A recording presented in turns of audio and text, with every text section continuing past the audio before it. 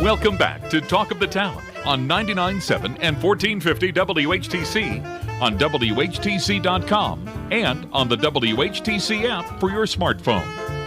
Once again, here's your host, Gary Stevens. Welcome back to Talk of the Town for this Wednesday, December 20th. Once a month, we get an update on what's going on at Community Action House here in Holland.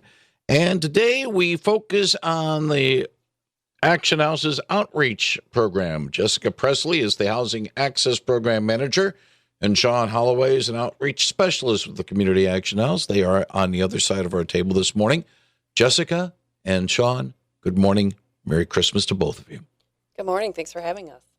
Thank you very much. And if you have a question about the Community Action House and about this outreach program, they'll be happy to answer it at 616-395-1450, 616-395-1450. Before we get into some of the things that are going on, not only at the Action House, but also involving the program itself, why don't we do a little primer, Jessica and Sean, and tell us exactly what this outreach program actually is? Yeah, for sure. So the outreach team is specifically focused on people who are experiencing homelessness in our community. We use a whatever it takes approach to assist those people, and we meet them wherever they're at, both geographically and in their journey. This is a journey that we help through when it comes to gathering IDs, applying for houses, as well as just that interim time with basic supplies and food needs, things of that nature. Talk a little bit about the difficulties of doing just that, reaching people where they are, because sometimes you just don't know what reaction you're going to get. Yeah, for sure. Some of the difficulties include that people are all over the place. We don't know where everyone's at any given time, and people do need to move around. One of the main things that we're able to do is building relationships with people, which then brings more people to us. As people meet each other and find what supports people need, say, hey, I know these people, they can help you out, and then they bring them to us. When it comes to approaching, say, a new person we've never met before, it's just like, approaching any other people you've ever met. Just respect their space and their autonomy. If they don't want to talk, they don't want to talk. If they're interested, you talk with them. And if, you see there's a place someone's at and they're not there at the moment, leave some of our contact information. And then if they want to reach out to us, then we can get connected. How tough is it to try to have that type of attitude when you know they need help, you know you can provide it, and they don't want to come forward? I think we try to definitely take the approach, recognizing that sometimes people aren't quite sure where they're at, and there's different stages of change. And we try to approach it with what stage of change are they in and where can we start from. And a lot of times it just starts with building that relationship. These could be people that haven't had a lot of trust in their lives. They could be people that have had hard times that it's hard to even want to start that journey or even know where to start. So we really take that slow approach with, okay, what's the first barrier we can work on with you? Is it an ID? Is it just getting to know? Is it to know that I'm here for you and that you can trust coming to me, and starting from there? And kind of going to see where they can move on at that point. How much of a challenge is language right now? I'd say it's not too challenging if you just respect people's autonomy and that they're people and you talk to them as such. No, when I say language, English is a second language. Oh, that language. That type of language. So we're very fortunate to have a lot of people on our team in Community Action House are Spanish speaking. And so we have someone right on the outreach team who can help translate. And we actually have a great system within our food club that helps with translation. We can call into the service that has automatic translators that you can connect with for, I don't even know how many, but hundreds of languages, really. And so that's been a huge asset for us. And what's great about technology, even though I can say there's a lot of things that aren't, Google Translate. We've used that for people with Romanian backgrounds. I think there's been Russian, lots of different things that we're like, okay, we don't have someone on staff who could translate that. Let's see what technology we have at our starting point and kind of go from there. Is it perfect? No, but it's a way to kind of build that, like, here, I'm here, and I want to try to connect with you the best way I can. It is one thing to try to reach people who are foreign to what we are. You know, they're in a different country, different world, more than a different world than anything Absolutely. else. But it's another thing if it is somebody who a year ago, they were not in this situation. And you sometimes have to fight against that 5-letter word called pride. Oh, absolutely. I mean, we all have it, don't we? And I think that's where that relationship piece becomes really, really valuable. We try to take this approach with everyone that we're not going to put judgment on your journey and how you got here. We're going to look at it. Okay, what can we do to work with you to get out of here? What can we do to help you thrive later in life? Things happen, and across the country, there's been a 12% increase in homelessness everywhere. So things happen to a lot of people. And so we're not going to put judgment on that. We're going to work with you to see kind of, hey, let's build that trust. You know, that when you're ready to find out what barriers we need to cross and address, we'll be right there to walk alongside. And there's a lot of great organizations doing that same kind of work in our community. Jessica Presley, you brought up the number 12% Did. increase. Mm-hmm. It stems to the next point I'd like to bring up with both you and Sean on this, is the fact that it's one thing to say we have a 12% increase. That's a number. Yep. But being on the front lines, as both of you are in this situation, how much have you seen an increase just in the eye count between a year ago and now? And I hate to say this, are we looking at a tough winter ahead in this regard? Yeah, I think that would be one way to put it. Sean would probably have a really good way to describe our numbers of what we're seeing here in Holland and Ottawa County. Yeah. So on our end, our team has expanded in our staffing capacity in the last year, which has allowed us to reach more people. But to give you kind of an idea of what's happened over the last 2 years in Ottawa County, in the beginning of January 2022, we were working with 96 people in case management services. And in the month of November this year, we worked with over 200. So we are seeing more and more people throughout the area, and we are able to be getting connected with more and more people, which is another really important facet of things. What's the ratio? What would be an ideal ratio between staff and people being assisted by Community Action House? Yeah. Are we in a point right now where it's just simply overwhelming the system, or is it still pretty much able to handle the increased numbers of those needing help? I think you could look at that in multiple ways, actually. We, by no means am I going to say that it's easy. The work is very hard. I think what we're seeing is not only the increase in people, but the increase in the needs and then the lack of affordable housing that those people are trying to find. And that's across the board. And when I know affordable housing can be really kind of confusing, and we know from the studies that we need more housing everywhere, anywhere from what we consider affordable up to your $250,000 plus homes. People who might move, say, out of, maybe they got their starter home and would like to move into that next step home. There's no place for them to go right now. Ottawa County has a 1% rental vacancy rate. Our homes, all the area of homes are lacking. So we're seeing this bind where people are kind of stuck, and there's just not capacity for us to help people find places to go within our county, whether that's into a rental for a lot of the people we're working with, but people who might be wanting to move out of a rental into a home. That would open up rentals, but there's no homes for them to necessarily move into either. So it kind of creates this almost bottleneck of concern across the board. And I know other agencies are kind of seeing that too, where we're kind of stuck in this part where we need people to find places to go. And we're kind of struggling to do that. If you have a question for Jessica Presley or Sean Holloway of the Community Action House, they'll be happy to answer it at 616-395-1450, 616-395-1450.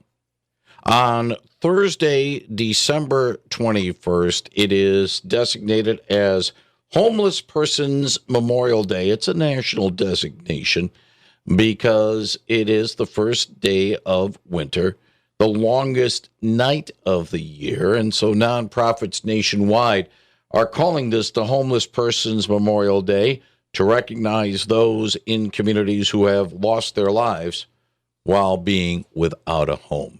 Community Action House, Jessica, Sean, I would assume, has some ideas, some things going on, yes, for the 21st of December, but also moving forward beyond that as well. Yes. To kind of have that for tomorrow. We will be having a moment of silence at noon. It's a company-wide one, but anyone wishing to partake in that. Our outreach team knew of 7 people in our community that passed away experiencing homelessness, and that's an unfortunate number, and we know that there's others that we are not connected with. So we will be holding a moment of silence from noon to 12:04 to kind of recognize those lives and the lives that were unknown to us. And then in the evening, we're going to be hosting a candlelight vigil outside of our food club out on Paw Paw Drive.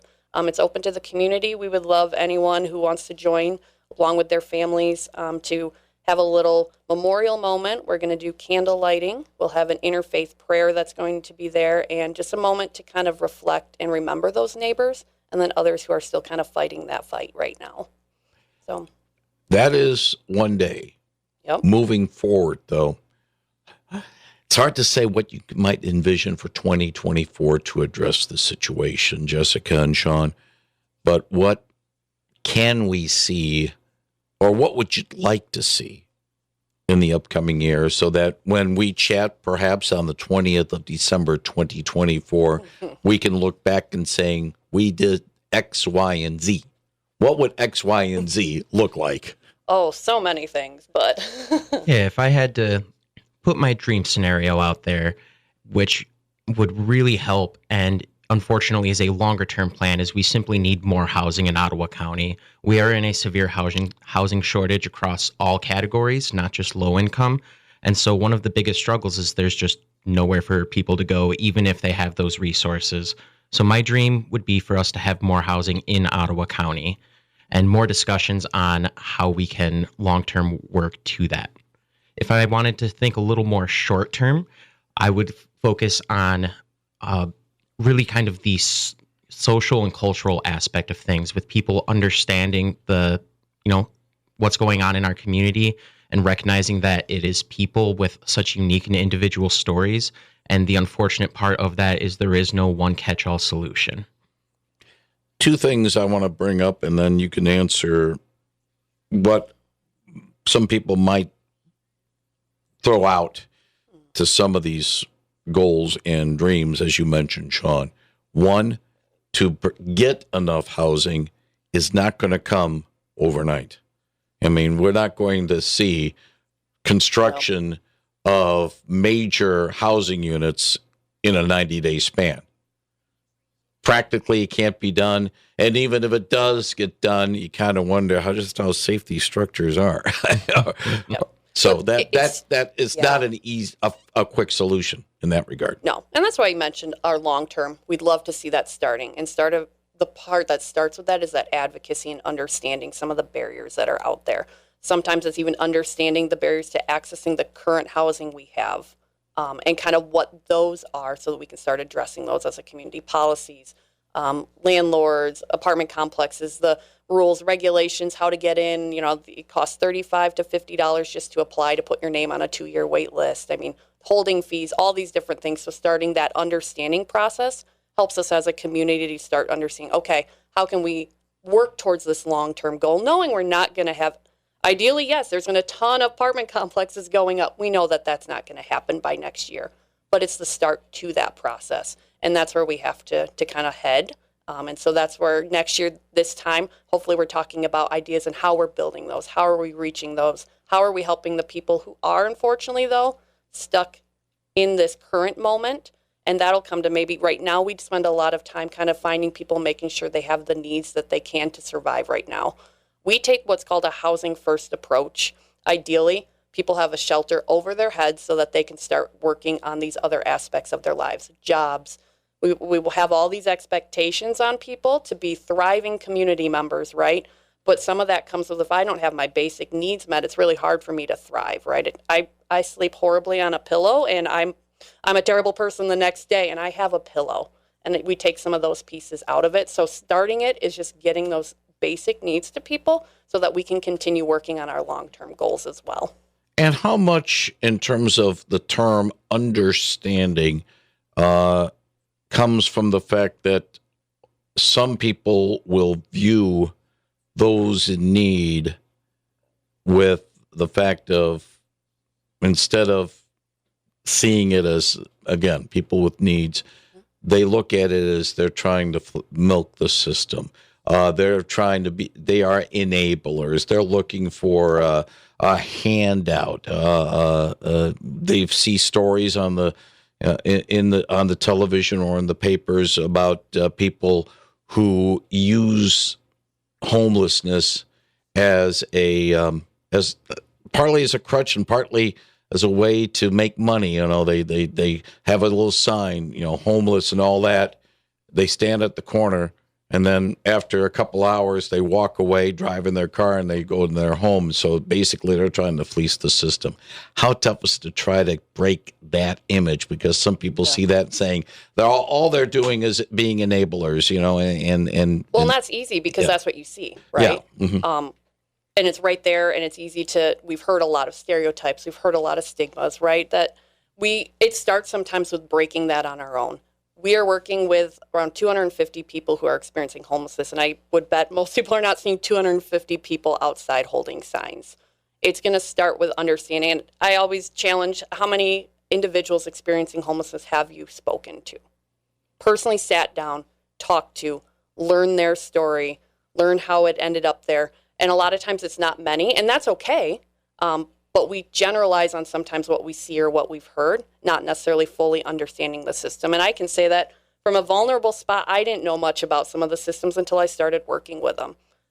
So it starts maybe with that conversation of what does that really look like, not just maybe what we've heard from someone, what we've seen, the stereotype that we've come across. And it's a challenge to have to address that sometimes. Two things along those lines then, Jessica. You got to take the time, and you have to give a plain and simple. Yep, and that's probably one of the hardest parts to do, right? None of that's the easy thing to do, but some of that's the place where you have to begin. And that's what I usually want to challenge people on is I had to challenge myself on it when I've started in different things. So, taking that time to really process, is this what I'm seeing? Look up the trends. There's a lot of good information that you can find. So starting there is a huge piece of it. And one of the things I really enjoyed that you said is it's the image of things. It's not necessarily the reality of what's going on out there.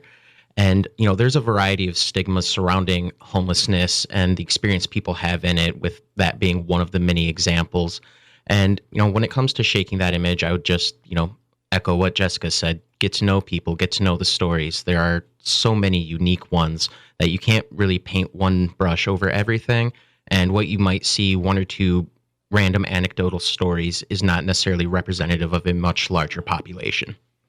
Obviously, the Community Action House does a lot with the resources it does have, but this is an important time of year, Jessica and Sean, about getting financial resources to do what you two do in terms of reaching those who are homeless, and what the Community Action House does through its food club and opportunity hub.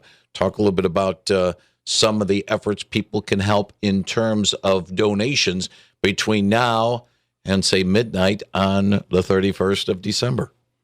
Yeah, so there are, I would say, two really key ways to directly support the outreach team. One of which is through just direct financial donations of whatever amount. Those allow us to gather different supplies, food, things of that nature to support everyone. And there are also the more tangible items, hosting something like a winter gear drive, helping us gather sleeping bags, coats, jackets, good gloves. Things of that nature are great ways to directly support our team. And for the Greater Community Action House, there are a variety of ways to donate your time through volunteering at our food club, kitchen, and store. And how can people do that in terms of the best ways that they can do to be able to help? Yeah, if you are interested in volunteering, you can go through our website, and you can go to volunteer.communityactionhouse.org. It is set up almost like a job posting site, so you can see all of the opportunities available. You can sign up for any individual shifts that you would like. Now, by the way, I will give the information about the Community Action House with the website and the phone number in a few moments. Correct me if I'm wrong, if I'm going the wrong path on this. I recall in January or early February, an annual event called Point in Time, a sort of a look as to where we stand in homelessness at a certain point in time. Yep. It's almost like a census. And I believe if it's not in late January, it's early February. Yep, it is actually January 31st. It is the HUD helps kind of define that date, and it's across the United States that we do this. So it is our way of kind of trying to gather at that single point in time how many people are experiencing literal homelessness as in a place not meant for human habitation, which would be outdoors, cars, things of that nature. I'm trying to think, storage units. We have people staying in those places that you really shouldn't be living. And so we go out as across the counties and the states and go do that count to try to get a better understanding of how many people are outdoors on that given point in time. Can I dare say that the curve has gone upward over the last few years? Yep. So last year's point in time count, and we can say in the United States, it was over 653,000 people experiencing homelessness. That's where that 12% increase came from. From January of 2022, it went up 70,000 people. So there's definitely been a curve upwards, not even just, I mean, we're obviously here talking about Holland and Ottawa County, but it is a national curve that's going up, and quite scary, actually, to watch that number climb. So, and unfortunately, I have a funny feeling it's going to continue climbing up as we get this population bubble. I think it's the best way I can call this. We had a lot of people born between the end of World War II and, let's just say, the Vietnam conflict.